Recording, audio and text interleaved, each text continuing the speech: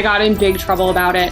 And I left the office that day just thinking like, I either come back on Monday with a plan to get out of this and change my life, or I tattoo sellout across my forehead. What's it going to be? This is the Drive-By History Podcast. Welcome to the podcast. I'm your host, Ken Magos. On today's episode, I'll be speaking with Chef Melissa Fairchild Clark. Now, you'll recognize Melissa from seasons 1 and 2 of Drive-By History Eats. She has a fascinating background and some strong opinions about food. Let's get into it. Melissa, welcome. I'm so happy to get a chance to talk with you. Hi, I'm glad to be back in. I'm glad to be in front of you. Yeah, this is terrific. So I know that you grew up in the Garden State. You grew up in New Jersey.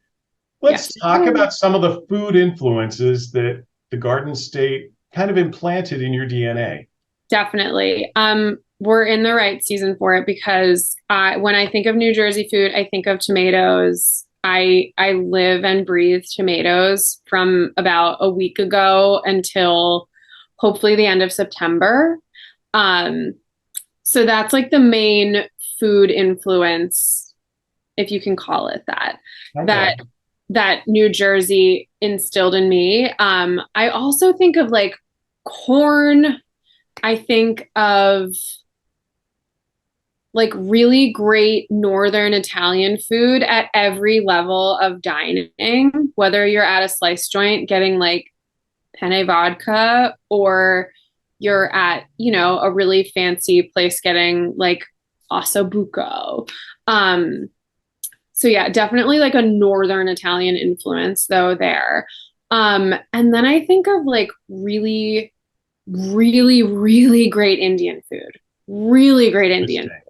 Okay. Everywhere else that I have lived, I've been really like not thrilled at the Indian food. But so I'm in Connecticut now. I live in Connecticut I've lived in Connecticut for the past year and a half.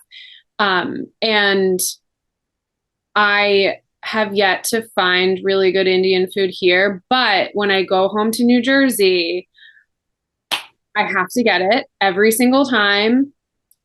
I have a place and they're great because they also do Indian street food, which I think is a little bit harder to find.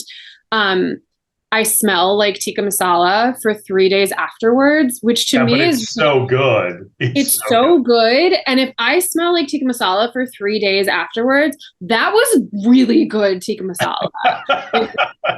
I'm thrilled to smell that way. I try not to be in workout classes for those 3 days because, who knows who I'm next to and how sensitive their noses are at the time. But yeah, so those are the things that I think of when I think about New Jersey and food.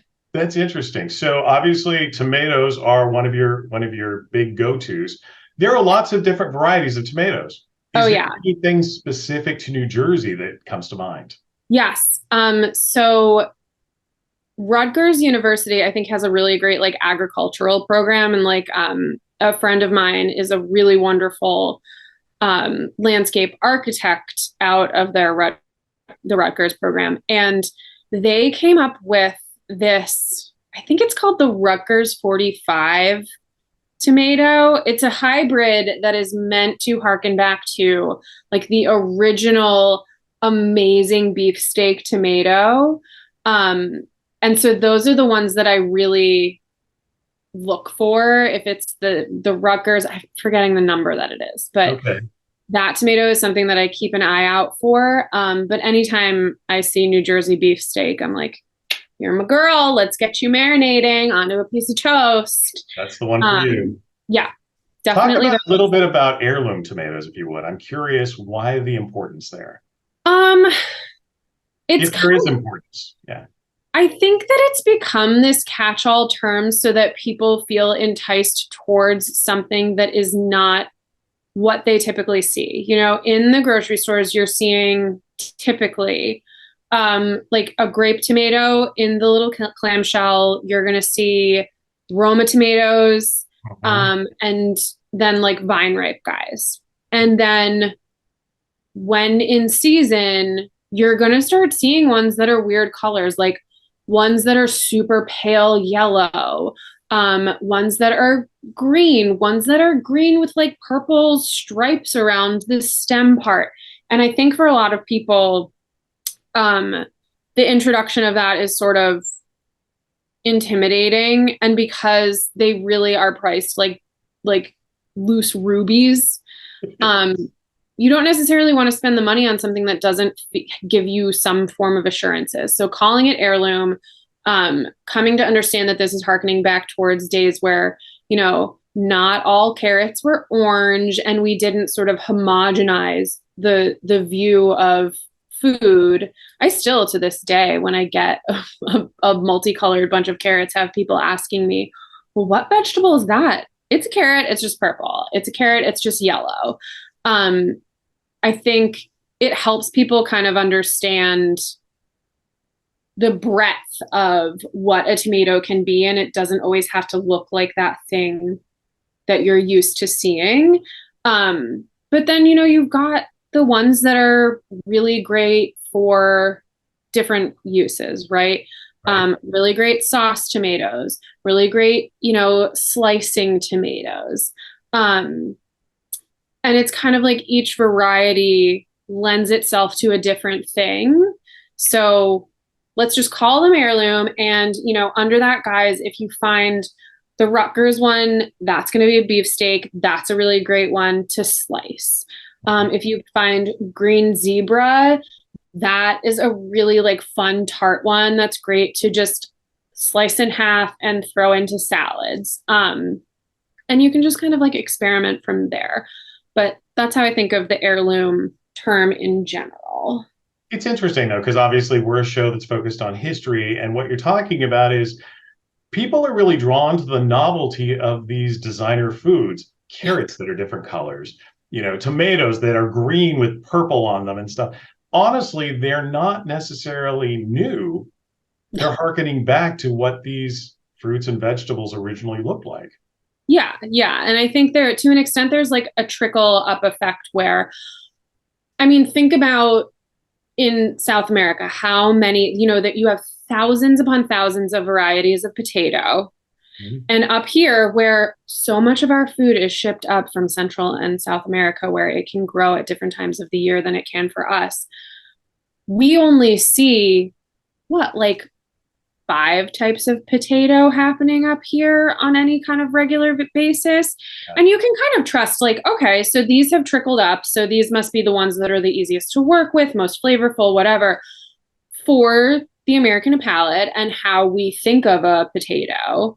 But if you branch out from there and just get really curious, then maybe you'll find that like, oh, this really esoteric one that grows, on 3 hillsides in the Andes is super great if you, turn it into a chip, fried in duck fat. Yep. And that's kind of like the weird and, again, esoteric stuff that chefs really love to get into. And we'll do that experimenting for you and then present you with, hey, And sometimes it probably doesn't go well. Sometimes it does not go well. But like, how are you going to know? Like the other day I was like, I want to add some, my client really loves olives and I was making a sauce for a roast chicken dish and I really wanted to add olives into it. And I was like, but they're so briny. Like, I really want to get a little bit of sweetness in there. The honey will burn if I wrap them and roast them that way. I'm just going to sprinkle some brown sugar on it and see what happens. And it turned out fine. It could have gone really poorly, but because I have that, like chicken marbella also has like brown sugar and olives in it, and everybody loves that dish, I'm probably safe here. Sometimes it doesn't go right. Sometimes you're making a really great hot and sour soup recipe, and you go to the last step, which is drizzling in the egg and swirling it around, and they ball up instead of right. Ribbon out. And it's just... what are you going to do? You keep experimenting until you get it right, I guess. Exactly. You bring up a really important point too. It's important for chefs to travel then, because you need to see a lot of these ingredients in their native habitat. Oh yeah. And how the locals are using them. exactly. Yeah, yeah, like it's just important to travel. And if I had never gone to Italy, I would not have an understanding that, New Jersey is really focused on Northern Italian food. Mhm. And I'm really into Southern Italian food. Now, when I lived in California, I also learned that because the climate there just really lends itself to a focus on Southern Italian food. And now I know, I'm really into the Southern Italian stuff. Um, but yeah, you got to get out there because there's a lot of, as much as it's great that we have a melting pot here, there's there's a lot to learn from like authentic spaces. Even if you don't have the means to travel per se, I have never felt that I could afford to go to Asia. So plan on fixing that in the very near future. But in the meantime, rather than me just going to the like international aisle of Whole Foods and seeing what they have there, I often drive, I think it's like 25 minutes to an H Mart. Hmm. Amazing. Hmm. Wonderland. Yeah. Absolute wonderland. And, I just roam those aisles and see what I see. I can find like different Thai chilies. I can find Chinese celery, which like didn't know what that was, but it was great in a stir fry. Um, and you just kind of like read and learn from there, you know, what there is to mess with. So I think that there is a really like travel, yes. If you have the means, absolutely travel. Get Yeah. out there, order the weird thing.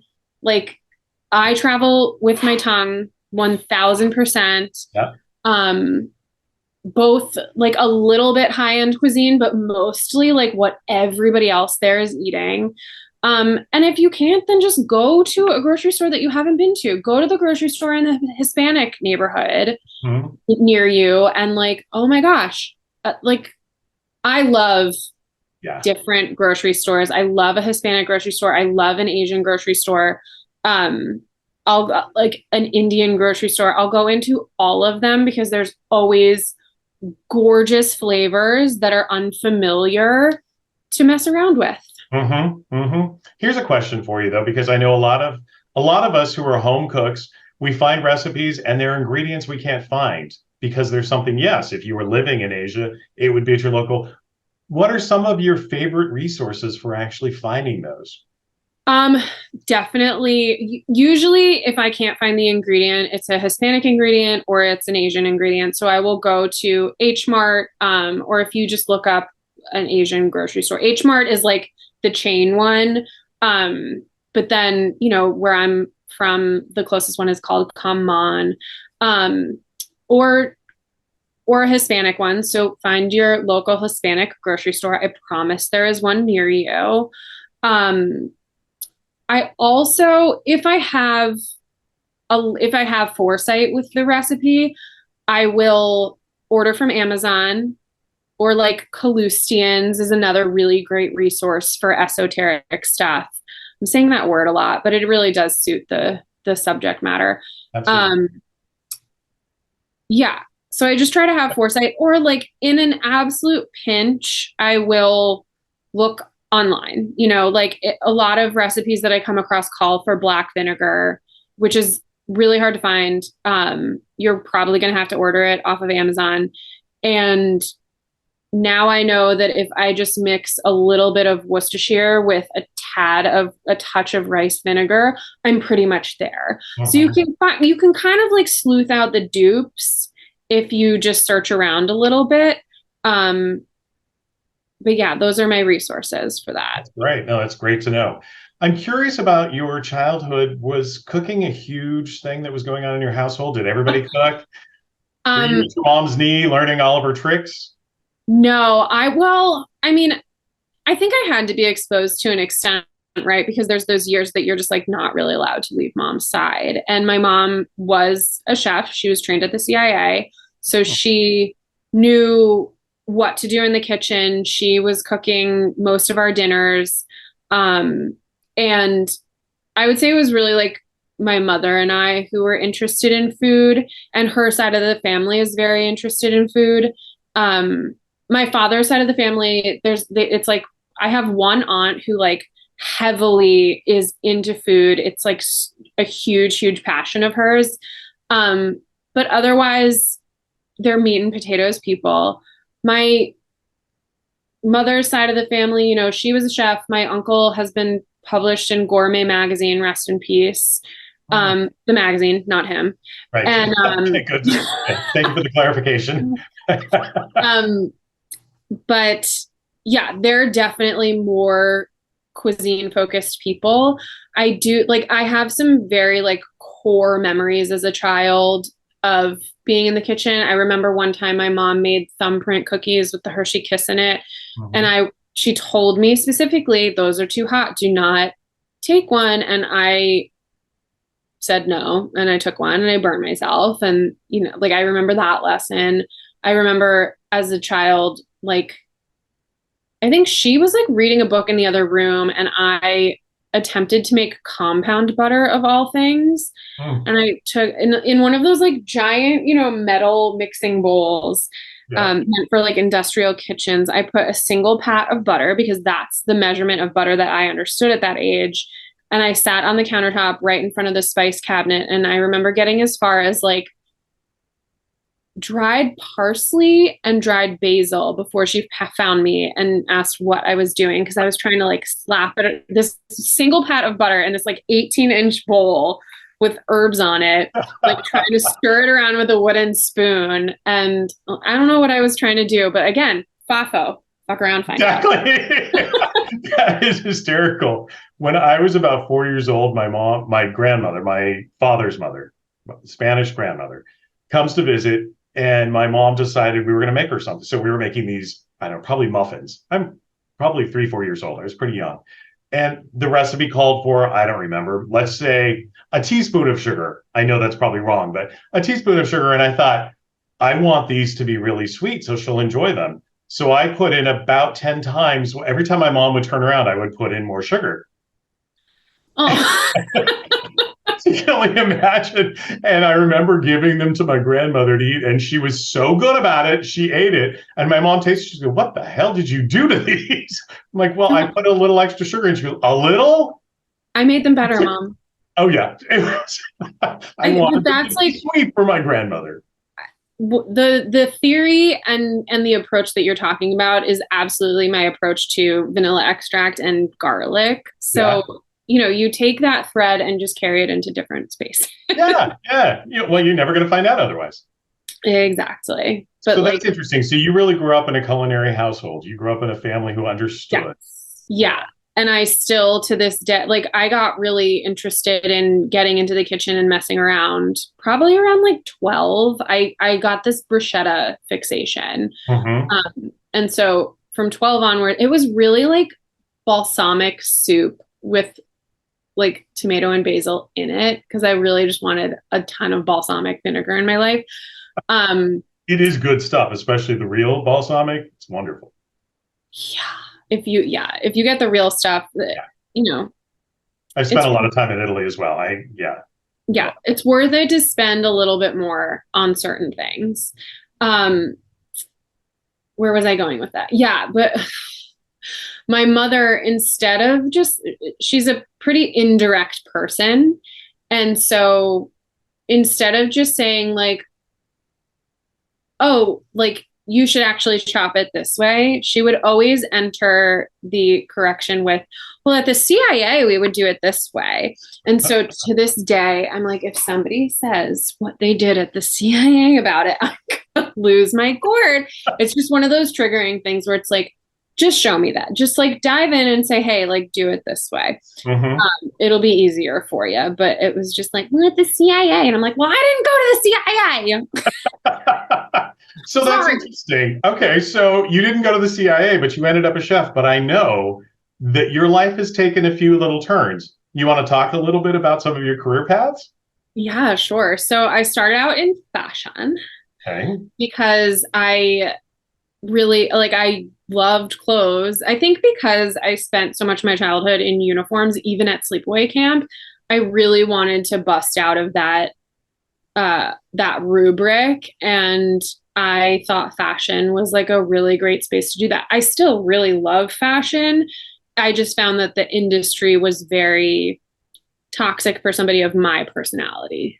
Um, and so You want from to talk a little there, bit about, you want to elaborate a little bit if you could? yeah, sure. So I'm not good at face value, and I wasn't good at hierarchy. Mhm. Um, and I didn't like how it functioned in this way of like, if you have a good idea, you need to whisper it to your boss first and not just come out with it. If you have a good idea and you voice it, that's you stealing your boss's thunder. And it's like, well, that doesn't make sense to me because like I had the idea. Why do I need to make them look good? Like, how am I supposed to the idea was always like make your boss look good so they climb the ladder and they'll bring you up with them. And I was like, why can't I just climb this ladder myself? Like why? So that was bizarre to me. And I found that, and I think this is a thread through a lot of corporate America, is that there's a lot of people who it was time time. And Mhm. so they were given a promotion and put into a leadership role with no leadership skills whatsoever. And that really bugged me. Um, so yeah, it wasn't for me. There was a lot of cattiness. I was in a sorority. I disaffiliated from it because of the passive aggressive cattiness nonsense. Mhm. And fashion kind of felt like just a different version of that. I was going to say, it sounds like an extension of what you were getting away from. Yeah, exactly. So I shifted focus and I went into furnishings, Mhm. and I was at ABC Carpet and Home. I finally wound up at West Elm, and that was like a really beautiful place. I really loved the furnishing side of, an aesthetic industry, let's call it. Mhm. Um, Much less catty, cooler people, not, it never felt so incredibly high stakes. Like I was in textiles and DECAC. So, like it's a throw pillow. Like, let's not take it so seriously. Um, and I liked that about it. But again, like I got a new boss. They were awful. Um, and so I just was like, I can't keep doing this. This is not, and it just wasn't, I thought that being in it, I would find some form of creativity. I didn't. I was sitting in front of Excel all day at a desk, like supporting and uplifting other people's creativity, which I still get to do that now. I Mhm. just also get my own creativity. Um, so I had one like terrible day where I declined a boss's like touch base because she had already put like too much on my plate. And it was just, do you want this to get done or do you want to have a touch base? I'm going to guess we want to keep the cogs of the company moving. Mhm. That was a poor choice. And Oh no. it was a disaster. I got like yelled at and I got in big trouble about it. And I left the office that day just thinking like I either come back on Monday with a plan to get out of this and change my life, or I tattoo sell out across my forehead. What's it going to be? Mhm. So Mhm. I got home, I poured myself 4 fingers of bourbon. I started Googling. I found a culinary school. I found one in California. I found one that was doing a farm to table focused curriculum. I would be one of the first 12 people in the country to learn about farm to table cooking through a French culinary lens in California. I emailed my then boyfriend in Chicago. I said, I don't think I'm a corporate girl and I think I want to do this. And he emailed me back and said, I know you're not a corporate girl. And if you do this, I'll come with you. Um, at the time, we were trying to figure out, like, how are you going to get to New York from Chicago? And then it Mhm. became, okay, how are you going to get to California with me from Chicago? Yeah. So Before I you think, get too far, though, I just want to back up for a yeah, second. So that's a big leap from fashion to textiles to working for West Elm to, oh, I'm going to be a chef. Yeah. How did that, you must have been thinking about it ahead of time. I always liked to, like, I loved a potluck. I loved, having friends over for dinner. Yeah. I loved eating. I loved, I was always the one in my friend group in New York City who chose the restaurant because I was the one who cared about not going to somewhere pedestrian. Yeah. So I kind of like I had my pulse on food to begin with. I had the upbringing that was like heavily food influenced with my mom. And I remember distinctly that it was a very cold night and I was on the ferry back from Dumbo to where I lived at the time. And the only thing that was bubbling out of my subconscious of what to do was like, go to culinary school, go to culinary school, go. Like it was the only thing. Not that I like pushed it back too much. I did not poo-poo the idea, but nothing else came up. So I just decided to listen to it and then started Googling. Okay, good. I just wanted to make sure that we covered that because it sounds like the bad experiences solidified that choice for you. Oh yeah. Not that you just went, you know what? I think I should be a chef. Yeah. Yeah. I think like if I'm being cheeky, I just call it a quarter life crisis and move on. But no, I think like it always made sense. I always liked feeding people. I always loved to cook for people. Specifically for people. I'm not very good at cooking for myself. But for other people to put food in front of other people, yeah, I just love to do it. I've actually heard that from a lot of chefs. They don't want to cook for themselves. They will go anywhere to anybody's house and let them cook anything. You make me a hot dog, but I don't want to cook something for myself. Yeah. But if I'm cooking for people, I will make, a 7-course meal. Totally. Yeah. I actually had a very disheartening moment with one of the world's most renowned chefs surrounding this. Okay. They had come to my culinary. We would have talks every so often. And they came to my school to do a talk. And there was a Q&A afterwards. And I was single at the time, working at a bunch of different food startups in California, and really like feeling burnt out at the end of the day. And like, I didn't want to bother making myself more than like an egg on toast. And I asked them, Chef, when I get home at the end of the night, like I have a lot of trouble coming up with something like easy and delicious to make myself. What do you make yourself when you get home at the end of the night? And they said, well, are you married? And I said, no, I'm not. And they said, oh, well, when you have a husband, you'll want to come home and cook for him. Are you kidding? Oh, I'm sorry that you had that experience. I didn't. I think I spent the afternoon being pissed about it. And ever since then, I've just been laughing about it because like that's their generation. And I'm sorry that they feel that way, but like we don't. Right. So I just didn't get the answer that I needed there, but it was funny nonetheless. But yeah, it's hard to cook for yourself. It's easy now because now I slice a tomato open, fry a piece of bread, rub half a garlic clove on it, put the tomato, salt, pepper, everything on top. And you're in heaven. That's all I need. That's all I need to eat through September. Yeah. Good. So I sidetracked you. Let's go back to California. So you went to culinary school out in California then? Yes, I went to a 6-month program. Wow, that's a short program. I mean, that's a lot packed in. Yeah, it was really meant to. I think I appreciated the brevity. I think that there is really something to be said for everything that you learn at CIA, and how detailed you can get with that. But for somebody like me who was career changing, to spend 2 years plus not making income, going to an expensive school, that just didn't feel like a financial option.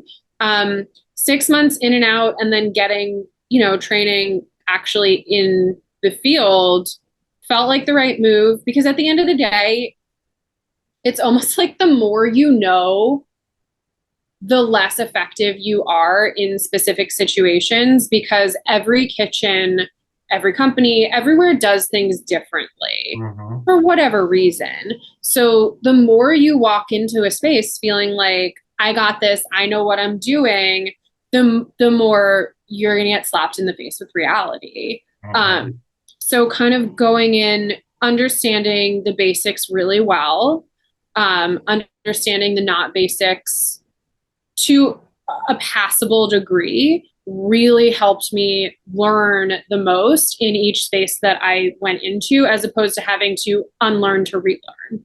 Gotcha. Um, so yeah, like I appreciated that about it. And I think that it kind of like, while maybe for the space that I was trying to move into, which is like personal and private, the brevity of that program maybe was a bit detrimental to my specific path because I am pretty like my space that I work in right now is pretty isolated. So I think that I would have benefited from like a few more years actually in restaurants. I just couldn't take the culture. Um, Well, that was so going to be one of my next questions because you really kind of jumped out of the frying pan into the fire and talk about a switch of cultures. You're dealing with a completely different set of folks. yeah. And you were out in San Yeah. Francisco, am I correct? Yes, I was all throughout the Bay Area. Yeah. And it was different. It was, Well, but it's a huge food town also. I'm from the West Coast, as you may or may not remember. Yeah, San Francisco yeah, is a huge foodie community. it was, yeah. As far as spaces that you could be learning about food, like in the industry, it was the best place I could imagine, like possibly in the world. Um, yeah, from an overarching standpoint of where I was in the country as it Mhm. pertains to food, incredible. Yeah. Um, but it, I would say, like in culinary in general, like it's a very different culture. You're getting people from all walks of life. Um, and that was really great. I think it exposed me to a lot of stuff that I had like not been protected from, but like not been exposed to before. So it really like opened me up to, you know, the different places that people come from and like really helped me on an empathy level, an EQ level. Um, and then there were parts of it that were really hard. The first kitchen that I worked in was like deeply sexist, kind of racist, pretty homophobic. Um, and just too many egos fighting jockeying for position in the kitchen. Um, and that was difficult. It just felt like a circus. And I kind of, until you're at, until you get lucky at a certain echelon of dining, it's going to be like that.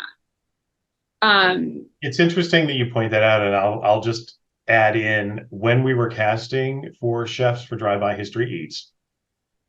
Ideally, I wanted to have one male chef and one female chef, or maybe two of each. Trying to find female chefs was nearly impossible. Um, I would say 90% of the female chefs that I actually talked to are now doing private work. They're not working in restaurants. Yep. I've heard absolute horror stories from some of the women that I did talk with. And they said they left restaurant work because they couldn't deal with how sexist, especially if you are the chef. It's like you might be in charge, but you are being treated horribly. It seems like Yeah. a terrible job for a woman in that sense, Yeah. just dealing with all of that. I mean, obviously they're bringing their creativity and talent, but my God. Yeah. I think like as far as jobs go, there's an extent to which it is a terrible job for anyone. Nobody is in this for the money. We are not in this like we're in this because we can't imagine doing anything else. And like there is an extent to which that's super masochistic. And it's like, why do you hate yourself so much? much. And I don't feel like I hate myself, but that's because I had the balls to say, like, this is not for me. And I'm just going to take the risk and go private because that's the only space that I can see myself having like autonomy and like being able to set boundaries that I can stick to because it's my business. I don't want to keep you too much longer. I know that you have other things that you need to do today. I just really quickly, let's do our little rapid fire round. Okay. Got some quick questions for you. So what's your favorite comfort food? Right now, a tomato toast with like garlic rubbed fried bread. Really good tomato. Really good tomato. Otherwise, the first thing that comes to mind is like McDonald's, a McDonald's number 2. Really? It's against my entire ethos, and I will never apologize for it. Like, it's great. No, that's great. It's fantastic. All right, what's your favorite vegetable to work with? Okay, so if we're talking like true actual vegetables, an onion. Okay. Slash garlic, alliums. But if we're talking about like, culinary parlance, my favorite vegetable to work with is definitely like a summer tomato. Yeah. Okay. I'm seeing a tomato theme here. I don't know if it's intentional. They're just all I'm going to think about for a long time. You must be very sad from September through May. Oh, I'm struggling. Yeah. I literally rewatch the reels that I've made on Instagram of my tomato season stuff. I'm like, I can't wait. It's funny. All right. What's your favorite protein to work with? Right now, hanger steak. Really? Yes. Okay. It's finally becoming more readily available. I think it puts filet to shame. If I never have filet again in my life, I would be fine with it. I think it's junk. I don't know why. Like, I understand from a texture perspective, but I think hanger steak, like from a texture perspective, from a taking on flavor perspective. I always think of hanger steaks and marinade. That's what I think. Yeah, really, it takes on a marinade really well. But it's more tender. It has better like fattiness. It's just more flavorful. So that's my favorite right now for sure. Okay, so we'll say today that's your favorite. Today, yeah. If I never touch raw chicken again in my life, then I will be a happy person. It feels disgusting to me, but I do really love chicken thighs too. Yeah, I'm with you there. All right, I think I know the answer to this question, but I'm going to ask it anyway. What's your favorite ethnic cuisine? Oaxacan. Really? Okay, I thought you were going to say Indian. I mean, so India, of ethnic cuisines that I can get my hands on within the hour, Indian, definitely. But we're going to Oaxaca for your favorite, huh? Oaxacan is the best food I've ever had in my life. Interesting. Yeah, and such a specific region of Mexico. Very specific. You can go to a place in Brooklyn called Claro, though, to get Oaxacan. Specific. Very nice. It's wonderful. I think it has 1 Michelin star. Wow. Okay, last question. Pork roll or Taylor ham? You're a Jersey girl. I'm gonna make some people mad. I'm gonna make some people mad. Some people are gonna be like, "We ride at dawn." It's Taylor ham. It's you know what? I'm gonna tell you, I'm not from New Jersey, and I've never had either one of them, and I couldn't care less. I'll be the one that they ride into, not you. Yeah, that's fine too. I mean, it's not like I don't feel very strongly about it as like a product. I have like Jersey pride about it, the same way that Philadelphia people have like pride about Scrapple. Like, it's a weird thing to have pride about, but it's just there. It's in the zeitgeist.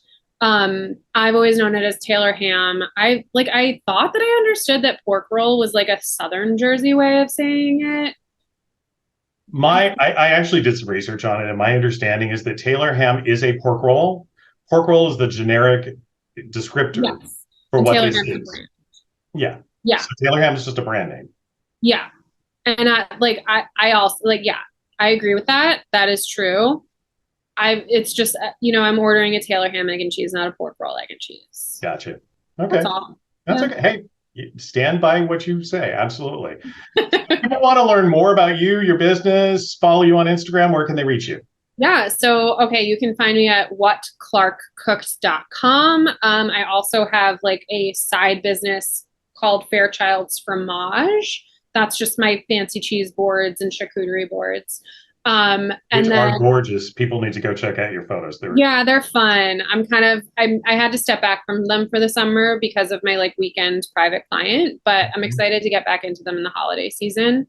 Um, so yeah, whatclarkcooked.com, fairchildsfromage.com, at whatclarkcooked on Instagram, and at fairchildsfromage on Instagram. Um, that's pretty much it. I'm not TikToking yet. I'm observing TikTok. I'm thinking about TikTok. I think you were made for TikTok or I vice versa.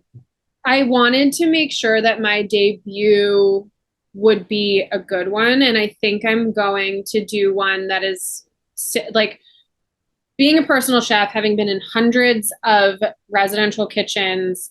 What do you need? What don't you need? What's problematic and actually making you hate cooking in your kitchen and you don't realize it? And what would make you love cooking in your kitchen? I think I want to do a video about that I because think it's great. I will say to our audience, one of the best services that you provide on your Instagram is tips, tricks, tools that you like, ways to yeah, do things. I mean, it's really, and they're quick and easy. yeah, yeah. I'm not as long-winded as I can be in this type of forum. Instagram does not allow that. So brevity, let's get the relevant information out and move on with our day. That's Yeah. great. Well, this has been an absolute pleasure. If anybody wants to Yes. learn more about our show, you can go to drivebyhistoryeats.org and also drivebyhistory.org. Follow us on Facebook, follow us on Instagram. But I really appreciate you taking the time to talk with us today, giving us a Yeah, of chance to get to course. know you better. I know, I know. I love podcasting, so this is really fun. This has been terrific. Thanks so much. Have a wonderful day. You Thanks for too. watching, everyone. Bye Bye. bye.